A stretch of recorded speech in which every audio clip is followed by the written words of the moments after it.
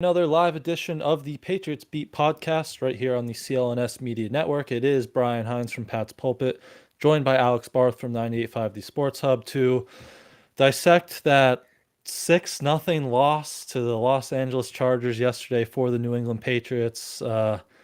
Just more of the same really going on there at a rainy Gillette Stadium yesterday, even after they make the switch to Bailey Zappy. But if you want a silver lining, the Patriots are sole possession of the number 2 pick in the draft now, but there's a lot of bad stats. For second time, they got shut out at home this year, which is, a franchise record. First team since 1938 to score or to allow 10 points or less in 3 straight games and lose all 3. So a lot of bad stats working against the Patriots as they drop to 2-10, and we get kind of the same story yesterday against the Chargers. Yeah, we did. Just another bad performance. We'll get into, I think things look different with Bailey Zappy. I wouldn't qualify them as better or worse. They were just different. Look, you put up no points. They got blanked for the second time this year. I know some people want to be optimistic about Bailey Zappy's game. I understand why. We can talk about that. Play wasn't good enough when he scored 0 points. Period. End of story. Just wasn't. And we can get into the I don't know if you want to. We can start here, Brian, actually, because talking about, the effort of the offense, I thought this comment from Bill Belichick after the game, which he kind of doubled down on this morning, was very telling. So this was Bill Belichick's opening statement yesterday. So usually he comes in for the press conference and he'll talk for 30 seconds. We don't ask him a question. He just kind of gives his, this is what the game was. So here's what he said. Some missed opportunities here today. We moved the ball, but we're on a long field. Just really didn't do a good job of field position. Couldn't play the complementary game we needed to play. Pair that with the fact that Belichick told CBS at halftime what they needed to improve on was the defense forcing a turnover. I don't think Bill Belichick thought the offense was the problem yesterday, because he said that thing about a long field or we moved the ball. Bill, you had 250 yards, 4 yards per play. He didn't reach the red zone. The red zone. Kept saying they moved the ball. It was a long field, complimentary football. He wanted the defense or the special teams to somehow set them up with a short field. That was his game plan.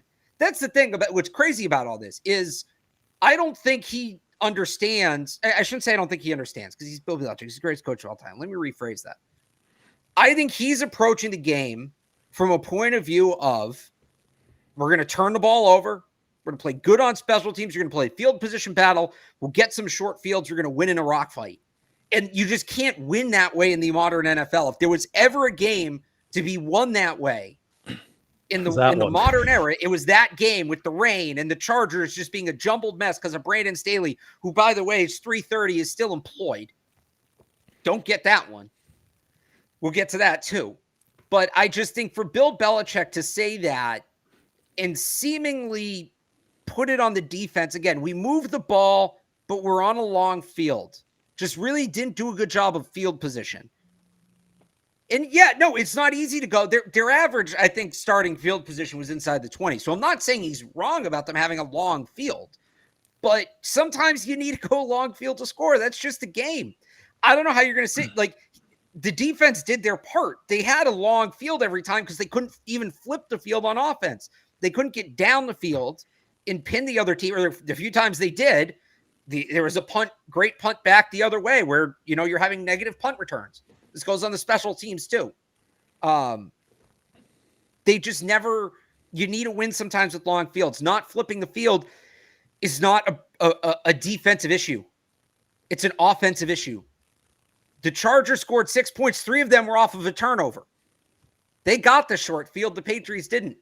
So I think it's very, very telling that Bill Belichick made that comment after the game and made the comment at halftime about a turnover.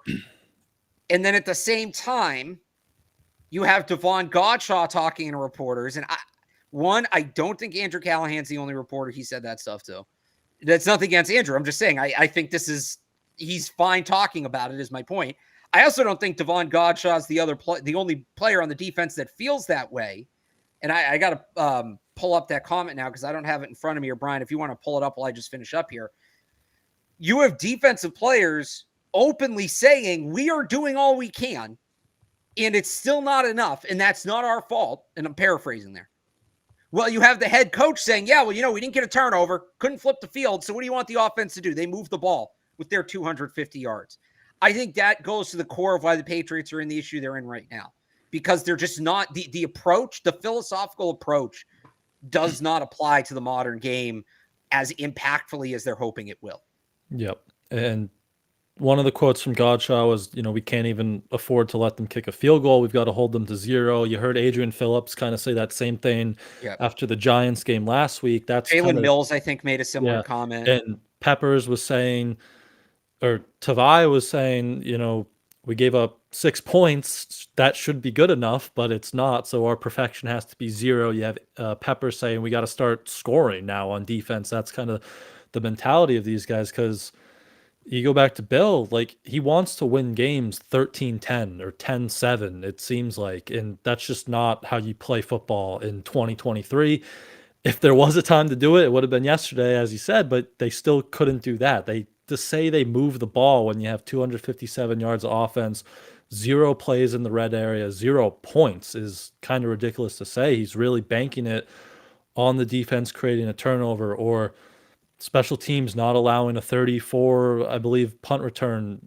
Right, 34-yard punt return. Setting up a field goal right there. That's what he's looking at and saying as the difference in the game. And the Ramondre Stevenson fumble wasn't a back-breaking turnover like some of the ones earlier in this year when you heard him just say, we can't turn over the ball. We have to take care of the ball.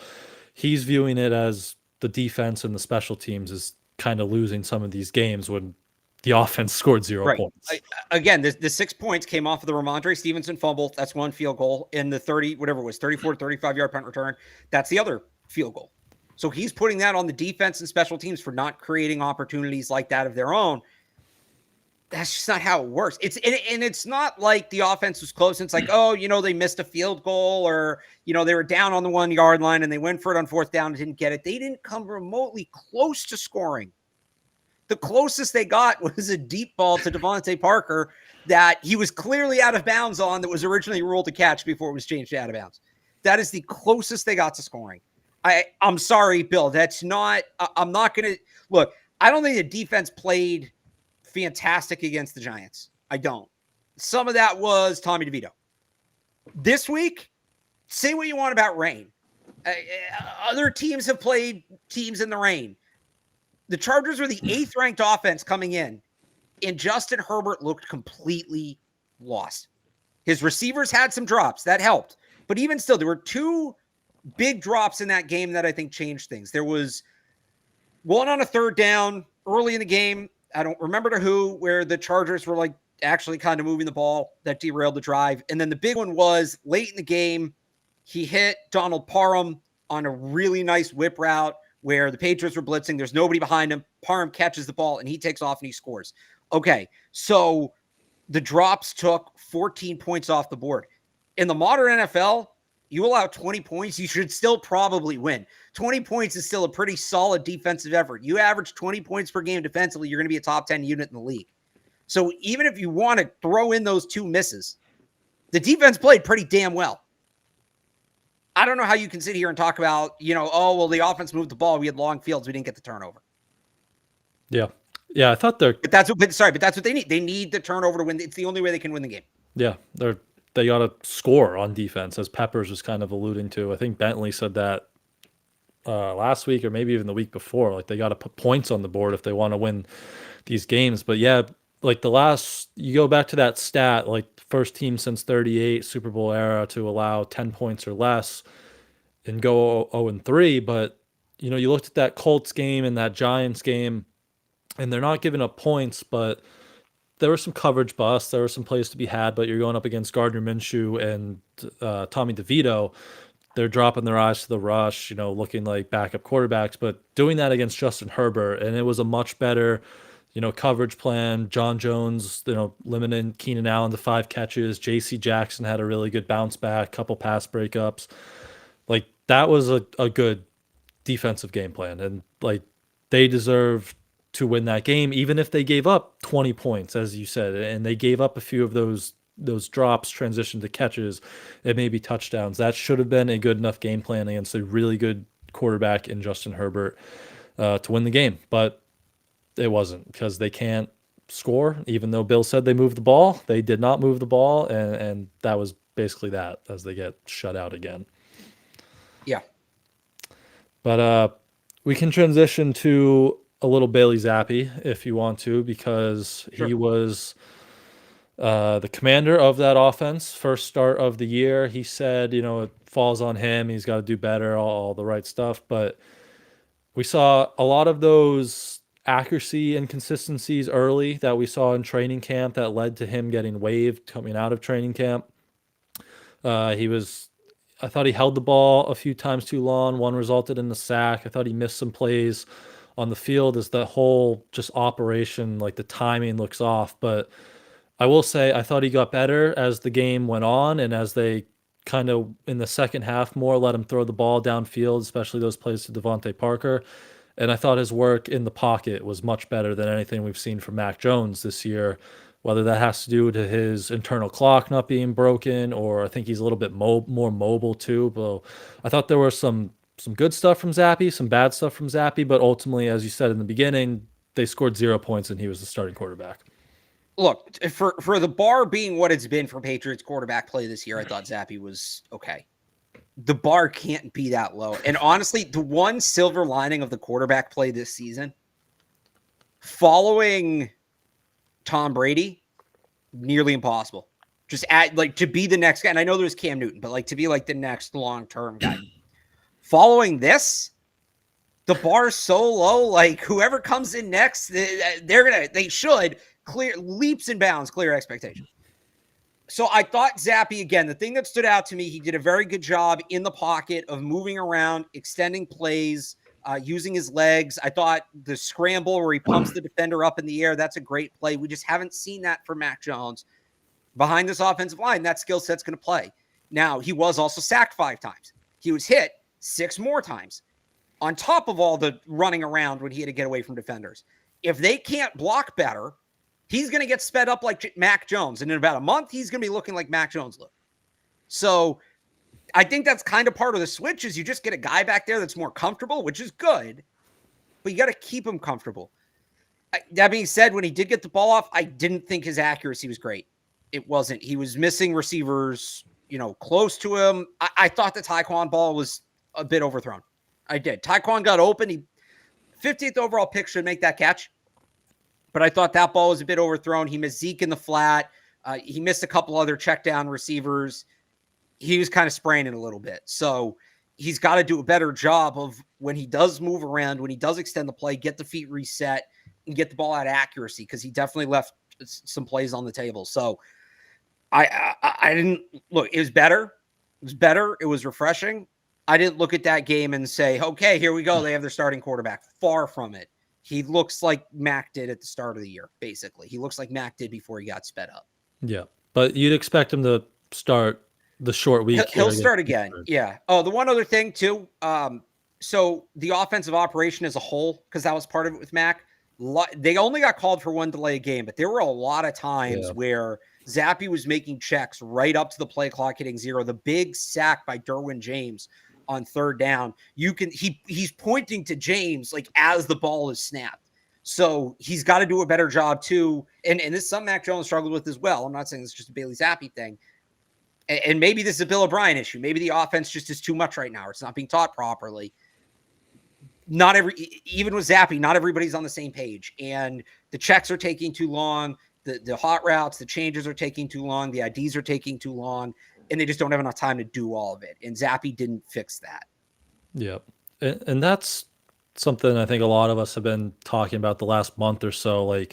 Big picture, is this offense just too much on a quarterback in a way, or too much on really everyone? Because on that 4th down sack, I think Andrew, you mentioned Zappy's pointing, and Andrew Callahan posted the screenshot. There's Zeke's pointing and Tyquan's pointing. There's 4 guys pointing at Derwin James, and they still, Zeke goes outside to block him, and Derwin shoots back inside, and it's a sack. So big picture, and if you want to look at, if you're breeding a rookie quarterback next year, is this offense good to keep going, or is it just like too much mental stress? We hear Mac talk about that pre-snap checklist, and then Zappy's doing all that, delay a game.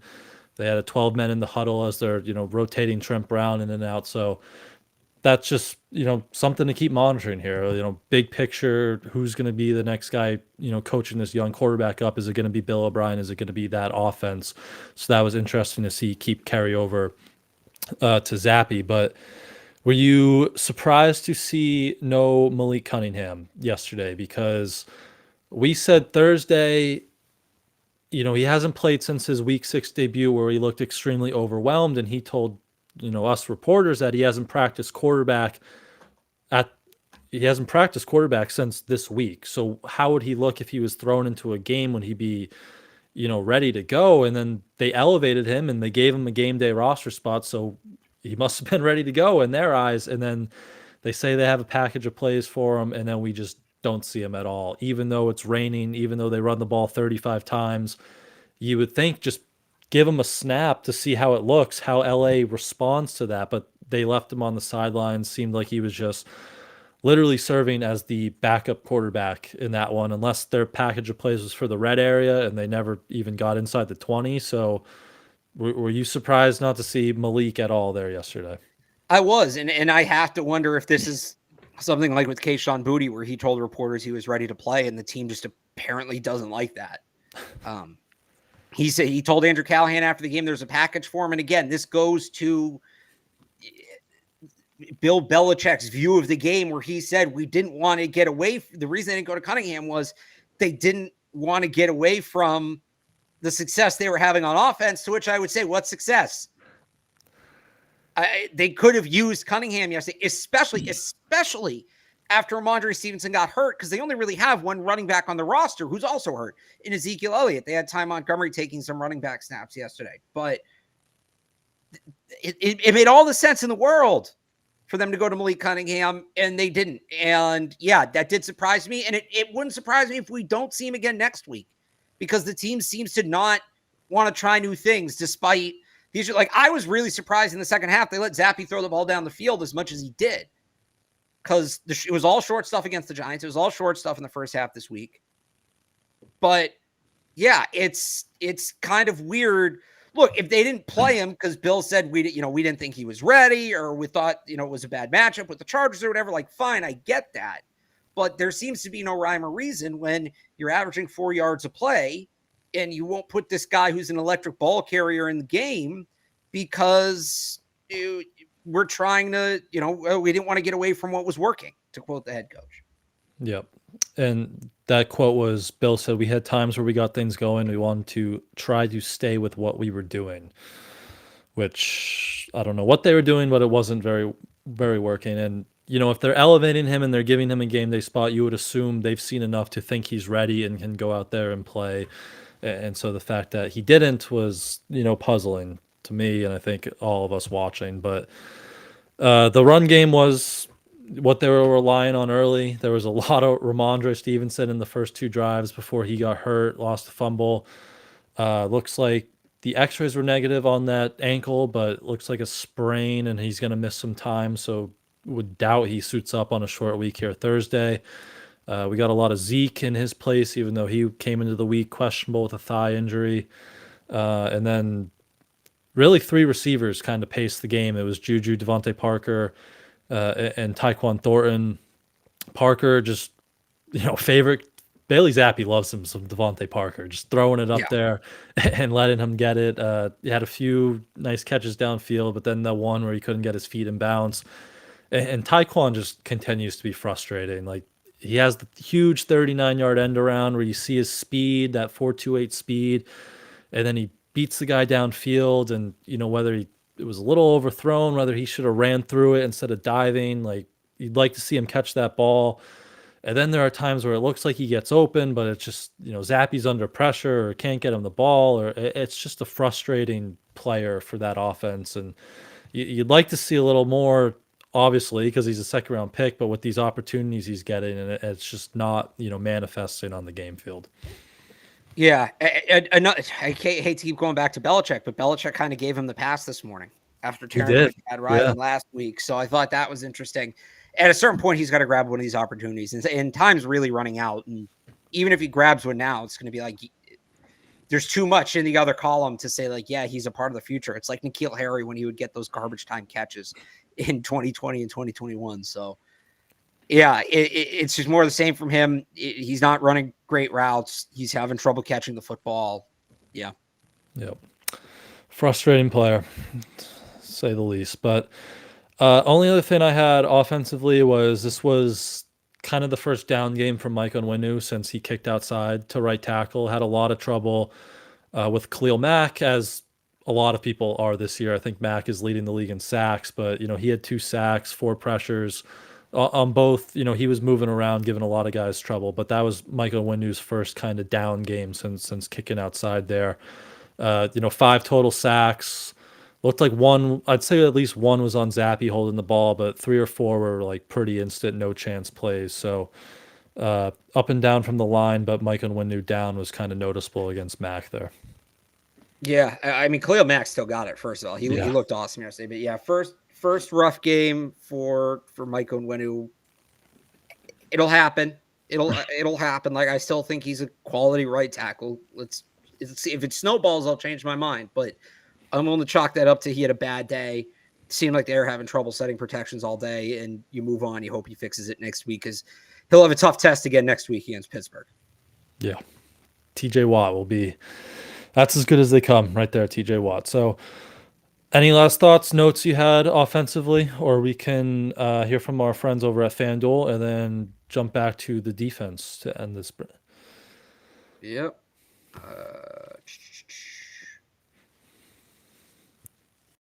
Score early this NFL season with FanDuel, America's #1 sportsbook. Right now, new customers get $150 in bonus bets with any winning $5 money bet. That's $150 if your team wins. If you've been thinking about joining FanDuel, there's no better time to get in on the action, NFL. The app is so easy to use. There's a wide range of betting options, including you got spreads, you got your player props, you got over-unders, and more. So visit FanDuel.com/Boston and kick off the NFL season. FanDuel, official partner of the NFL. All right, so we touched on the defense a lot, opening up 6 points, 2 field goals against Herbert, really good performance. Bounce back game for JC after I thought he might get benched in this one after, a bad week last week, but he bounced back. John Jones, good game. Even, Jalen Mills had a nice pass breakup, Miles Bryant, and then they held that run defense continues to pop up front. Devon Gottschalk, Anthony Jennings, Tavai, Bentley, Uche even made a nice play in the run, 34 yards on 20 carries. Keon White, season high 53 snaps. Just they did their job in this one. So I thought those were some bright spots. Any bright spots you had or anything specific defensively to note? I thought the biggest observation just individually was Jabril Peppers played the majority of the game. He started all of that. There didn't seem to be any repercussions for the comments he made after the Giants game last week. Talking to people, I think the team was more annoyed at NFL media for letting that clip get out than they were at Peppers for saying it. And obviously he issued that fantastic apology last week. If you haven't watched that yet, go do it. But it's good to see that in a season where so many guys have ended up in the doghouse for so many reasons. Again, we're speculating Malik Cunningham didn't play because he told reporters he was excited to play. And Peppers has certainly earned some more leash in that regard, and it's good to see he's getting it, and it's good to see that he was back out on the field. Yep. And Bill was asked about that on radio this morning, and he said there are things that are said in frustrating moments, and he said Jabril works hard, good teammate, all that. So Bill's right on that one. I'll give Bill. Yeah, that's the right answer. Yeah. And kind of seemed like he knew where he was coming from with that comment. So right. But yeah, Peppers was awesome as he's been all year. Tavai, same thing. I thought Mac Wilson had some good plays too, mixing in there. One of the downs though, and we'll bring him up because we talk about him a lot, was Marte Mapu got his first defensive snaps since that Germany game, and it didn't last long because right away Chargers kind of had a switch release with their 2 tight ends, and he just busted the coverage, and it was like a big 26-yard gain, and I don't think he played another snap. After that, he played 3 snaps total, so kind of frustrating there that, he gets out and makes a bad play, rookie mistake, and sits on the bench. But Bill was asked about him too this morning and just kind of said, we have Peppers and Duggar in front of him, so we have good players in front of him, so he can't get on the field right now. But yeah, Mapu, 3 snaps and the coverage bust wasn't great. But yeah, it's just, big picture defensively, it's just like these guys are obviously frustrated. So how's that going to boil over for the last 5 games down the stretch here? And are they going to start overextending to create turnovers and try to score touchdowns by themselves to try to win these games? That's just really the big thing to watch here because they've been good. Yeah, I mean, I don't think it'll boil over in that sense. I don't think you're going to – I think what you got from Devon Gottschall yesterday to Andrew Callahan, I think you'll just see more of that, basically, guys saying we're doing what we can do. You might get some guys, checking out. I thought it was very interesting that Bill Belichick this morning kind of didn't rule out Matthew Judon returning. I'm not sure why Judon would return at this point. Take all the time he needs to rehab. They might want to back. That could become a thing, but it's – you have to feel for him. Because they are playing great football. They are. And it's just not resulting in wins. But I think that's a group that plays with a lot of pride. I think when you have leaders like Juwan Bentley, Kyle Duggar, Matthew Judon from the sideline, Jabril Peppers, obviously, that group's going to keep competing with effort. That group's going to continue to play for pride. I think you'll still see positive outputs from the defense. I just think you're going to get after the game if there's more games like this. Hey, what more do you want us to do? We held them to 6 points. 3 of those off a long kick return, 3 of those off a fumble. What do you want us to do? Yep. Tough spot for them. But yeah, credit to Judon. He's been around. He was there yesterday, sticking around, being a leader on the sideline in the locker room, I'm sure. So like I don't need to see him on the field again this year at 2-10. I'm sure he would like to play, but I don't know. Just, rest up and we'll see you next year. But tough spot for the defense. And, we touched on special teams again early. Bryce Behringer had, a nice 70-yard bomb and then a couple inside the 20s, but he also went back and had a few pair of shanks, gave up that long return to help set up a field goal. And then we didn't get any Chad Rylands, which is kind of where we were looking after he missed. But what were you thinking on that, about 6 minutes left. They're on the 30, 4th and 5, and they go for it. Bill said it was tough conditions to kick in. We saw Chad Ryland have some struggles pregame. Was that like a no faith for you, or was that a we need to score a touchdown and this is probably our best bet to try and do so? I think there was some no faith there. And Bill even said after the game it was tough kicking conditions, and Ryland missed 5 kicks in a row to conclude warm-ups from about that distance. I think they were a little worried about Chad Ryland missing that kick. I do. Yep. Seemed that way. But yeah. Only other special teams that I had was they hurt us and took Ty Montgomery out of the kick return spot, but they put Jalen Reagor in and he muffed his 1 return and then got 2 yards. So still nothing out of that kick return spot, unfortunately. No, another rough day for special teams overall. Bryce Behringer, the 2 good punts early, and then that was as soon as I tweeted, hey, Bryce Behringer's been really good, the wheels fell off the wagon. Yeah, so I think he averaged like 30 net yards a kick on his last 5 kicks. Yeah. Which is not good. Yeah. A couple of those were, the plus 50s, but still just he had some chances to flip the field again, and he had a few shanks there. So not great there. Special teams again on the down. But unless you have any other thoughts or notes from that wonderful game, I just still think I'm still bothered by, and I know people are going to say, oh, they were tanking. Like, they're not. We've talked about what tanking is. Like, they're not purposely trying to lose games at this point. They're just bad. The lack of urgency at the end of the game. The last 2 drives. You get the ball back with 2.5 minutes. They had to go 83, 84 yards, something like that. And they called runs on 3 of the first 5 plays. Another one's a screen. They get up near midfield. They start running the ball again. They're huddling. The clock's running down. And then they finally get where all of a sudden you see they have to start going for it, and they start pressing, and Bailey Zappy 3 incomplete passes in a row, 2 of which probably should have been picked. And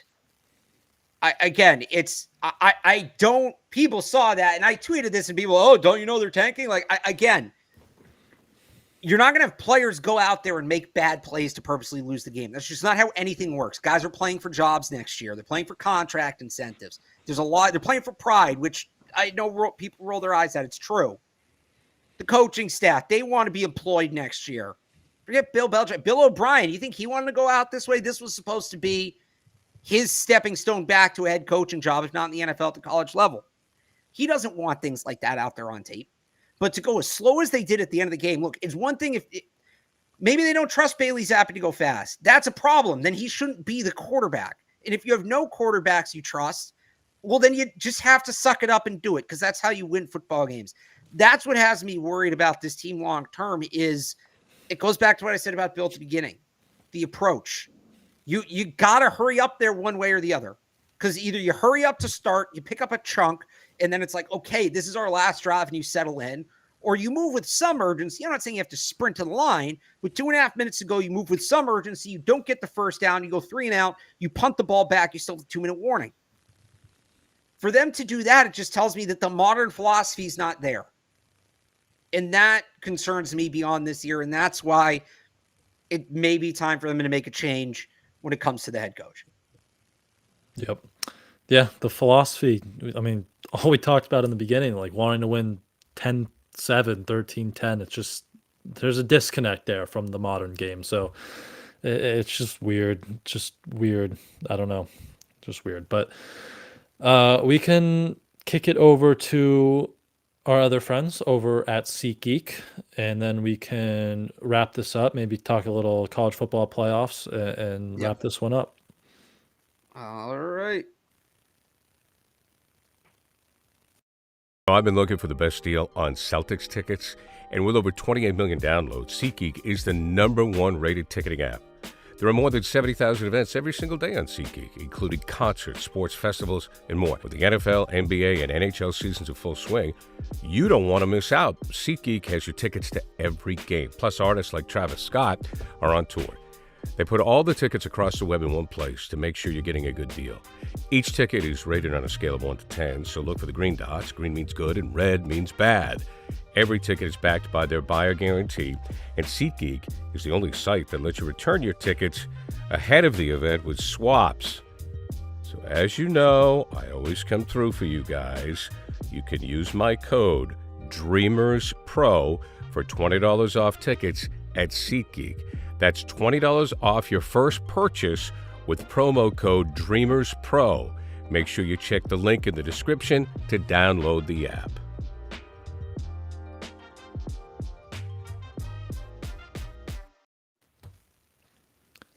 All right, so we'll wrap this up with a little college football, because we have our college football playoffs, and the Patriots sit number 2, sole possession of the number 2 pick in the draft. So obviously a lot of us are paying a little bit more attention to the college game, as it is bowl season, and we have our 4 teams in the playoffs. We have number 1 Michigan versus number 4 Alabama, and number 2 Washington versus number 3 Texas.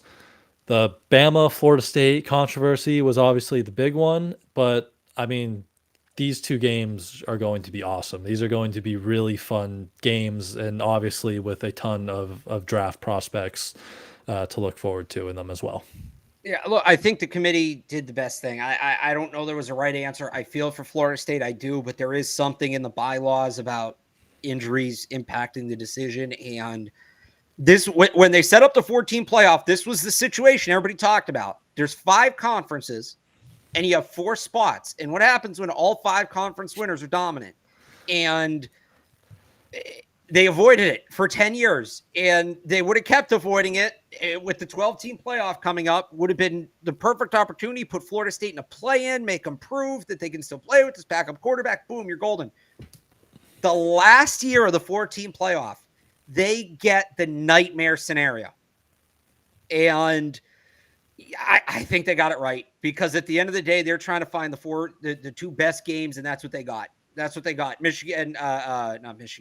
Washington, Texas, Michigan, Alabama, both will be outstanding. I think pretty much any combination you put in the championship is going to be great. It's going to be a lot of great football. Again, I feel for Florida State. I do. I don't feel as much for Georgia. I don't feel as much for Ohio State. I know they've made their cases as well, but yeah, it's good. The committee got it right. We're in for some great football. Yep. The Florida State one's tough because you do feel bad for them. They did everything right. They just had their quarterback get hurt on like a freak injury. Problem is, this is going to blow up. The ACC is going to blow up like the Pac-12 did, because now if you're Florida State, you're sitting there and you're saying, well, why are we in this conference? If we can win it undefeated and still not get in the playoff, what are we doing here? They're going to leave. Clemson will go with them, and the ACC goes the way of the Big 12. I think that the committee effectively ended the ACC with this decision. Even with the 12 team, though, you think? Because if they do that, if they have a good season, they just get in the 12. Yeah, teams are going to get really butthurt about not getting the bye, though, moving forward. That's true. Because that was kind of the thing, like, leaving Florida State out goes against everything they've done in the past, right? Like, undefeated, Power 5 conference champion, but, like, president doesn't really matter going forward because you're going to this 12-team playoff. So between that and the injury, I wasn't surprised. Like, I was expecting Bama to jump them and squeak in there because, they beat Georgia. They're playing good football down the stretch. They won the SEC, obviously. So it sucks for Florida State, again, doing everything right and just having your quarterback get hurt at the end there. But, yeah, these are going to be some awesome games. And that Texas, Washington could hit 100. Bama, Michigan should be really tight. Like, those are going to be two awesome games. And yeah, any combination in the Natty should be really fun to watch. So that'll be exciting. Yeah, absolutely. Yep. All right. But that is for another time. Those games, obviously, a little bit of wait to go till we get there. But the Patriots somehow are back in 3 days on Thursday Night Football. They're going down to Pittsburgh to take on a Kenny Pickett-less Pittsburgh Steelers team.